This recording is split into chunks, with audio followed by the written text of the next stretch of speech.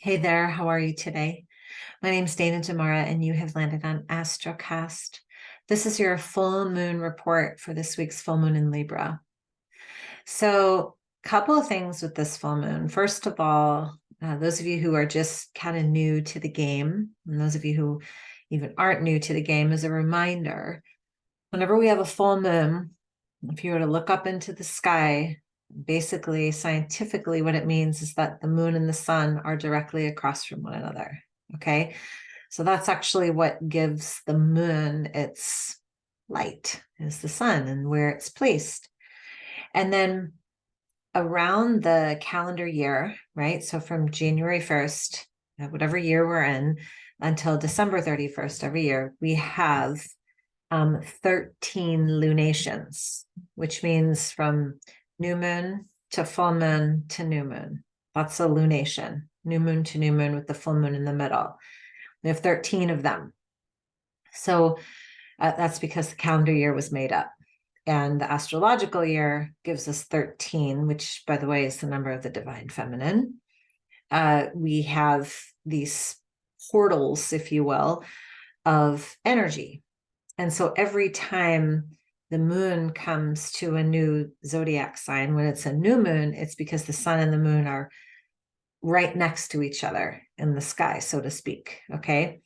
And so think about it, right? If you have 13 lunations in a 12-month calendar year, you probably have one of those zodiac signs that gets a new moon twice.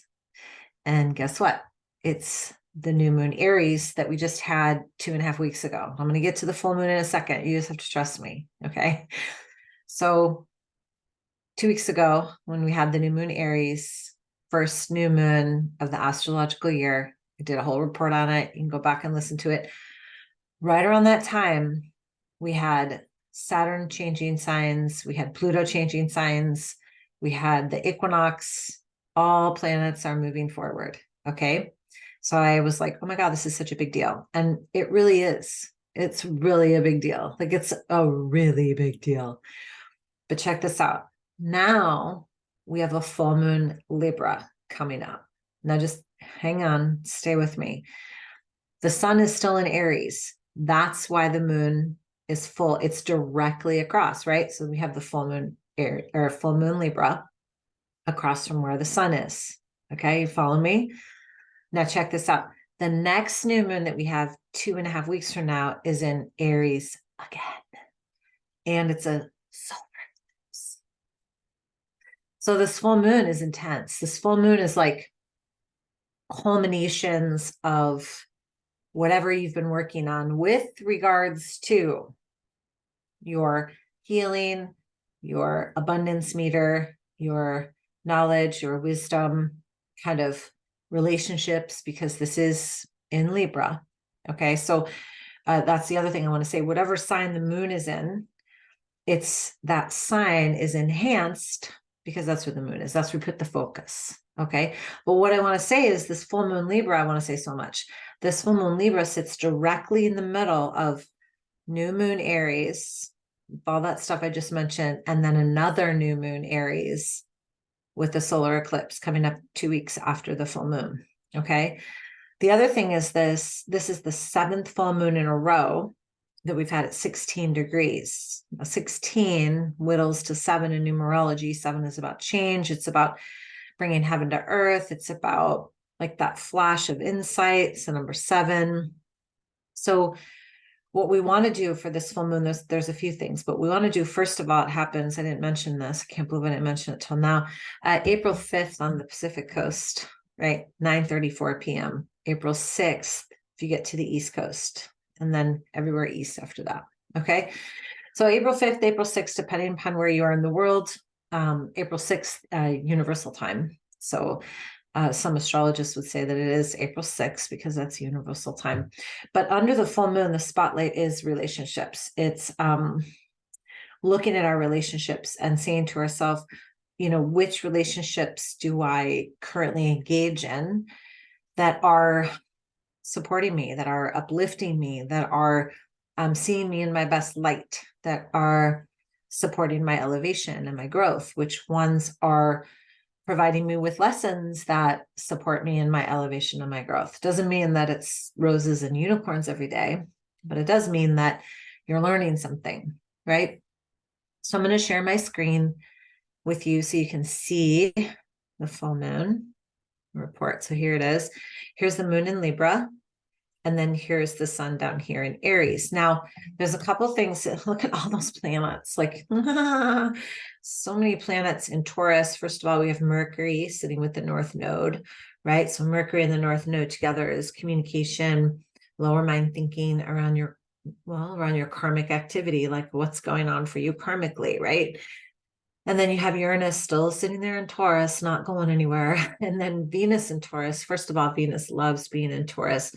It's about abundance and money and financial flow and what you value and how you value yourself and, what you value in your relationships. It's really teaching us to amplify our value, right? And then Venus is actually sextiling Neptune over here. And Neptune is so happy in Pisces and Venus is so happy in Taurus. So you really have this energy besides the full moon of coming into alignment with your deepest sense of value, right? Like, what is it that you really value? And I find that when we really work and play in the areas of life that are of deep value to us and let go of the rest, stop complaining about the things that we don't have and just focus on what we do have, life seems to unfold, right? So when we look at full moons, what we want to do is look at all the other aspects. So the full moon is, yes, this one is about relationships, because why? Because the moon is sitting in Libra, right? Like, okay. And then also it has to do with new beginnings because of the sun in Aries. And the sun in Aries is the first sign of the zodiac wheel. So that's new beginnings. But it also has to do with a lot with expansion and wisdom and healing. Why? Because Chiron and Jupiter are sitting on opposite sides of the sun. So when Jupiter conjuncts the sun, this is all about growth and expansion, expanding your knowledge, expanding your wisdom, looking at things from a higher perspective, like really allowing yourself to be fulfilled through this idea of joy and connection and feeling a sense of optimism, right? Sense of gratitude, if you will. And then on the opposite side is Chiron. So that's about healing and using, Chiron is about, it's not really even about healing per se. It's about understanding what your mess in life is, what it is that has been your struggle or your Achilles heel or your biggest lessons. And maybe it's been the most challenging thing for you. And that is actually your deepest gift, right? So that's the gift that you offer to the world. That's the gift that you offer in relationship. It's that making your mess into your story and taking that story and sharing it with others for inspiration. Like, that's Chiron. Chiron is like using whatever that pain or trigger or suffering was for you and saying, this isn't suffering. This isn't a bad thing. This is one of the most beautiful pieces of me. So honoring the dark and the light of you, and not sitting, I'll show you again, right on the opposite side of the sun, right? Right there, right? The sun and Jupiter. So this is really connecting to your heart, connecting to your inspiration, allowing yourself to kind of step into that portal of what's new for you. I talked about this in class this morning, and I think sometimes when we're standing on the precipice of something new, we either have some sort of belief where we either don't deserve it, or like, who do we think we are? Or, I don't know if I can do this. We have these like self-limiting beliefs, right? And I say self-limiting because they come from us. They don't come from anywhere outside of us. They're from us. And what I'm saying now is to really allow yourself to notice if that's happening for you. And if it is, it's going to happen. It's going to be really obvious with this full moon, because that's what full moons do. They amplify everything. If that's you, if you're like noticing yourself either self-sabotaging or afraid to move forward or afraid to take that leap, my invitation to you is to say, why am I doing that? Why am I, stepping in front of myself? Why am I tripping myself on the way to something that's really magical? What's that old belief in my body, in my mind, in my heart that's keeping me from the expansion that I deserve, right? When the moon's opposite Jupiter, it amplifies all this goodness, right? It amplifies our sense of perspective, if you will. So, we want to be available to see different versions of ourselves, different versions of people in our lives that maybe, and again, remember the overarching is relationships, seeing these different versions of and relationships that have been in our lives, and maybe saying to ourselves, okay, how can I shift my perspective around that relationship and really see the gift that it's given me? Where can I find a sense of appreciation instead of exasperation with this person, this thing, this idea, right? Allowing yourself to be open with this full moon is really powerful. Giving yourself time and space to experience happiness and joy and a celebration, if you will, and really asking, what is it that I have been working on? And it doesn't have to be a relationship with another person, right? Because remember, relationships with other people are really reflections of the relationship that you have with yourself, right? So if we say, well, I have this relationship with my partner, my business partner, my spouse, my children, my mom, my dad, my sibling, maybe ask yourself instead, what gift or gifts has that relationship offered me? What have I learned? What have I learned? How have I grown knowing that person, having that person in my life, being close to that person, having a sense of angst with that person, like all phases, like really drop in and underneath these relationships and ask yourself, what have I learned? Am I outgrowing this relationship? And it doesn't even have to be with a person, right? It can be with a relationship that you have with just even a thought process that you still hold on to that keeps getting in your way, or the way you distract yourself, or the way you kind of maybe, run the other way when success is about to knock on your door and you're like, I don't know, I don't deserve that. There's all these weird things that we do as humans. And right now with this energy, I'm going to show it to you one more time. With this full moon like this, I look at it like there's the moon, and then all these other planets are like swinging the pendulum, right? On either side of the sun. So it's like, how can you find a sense of balance between harmony and expansion and learning and letting go and forgiving and moving forward? And it's like this, I don't really know how to explain it. It's just this moment in time where we're offered an opportunity to step into a lighter way of being.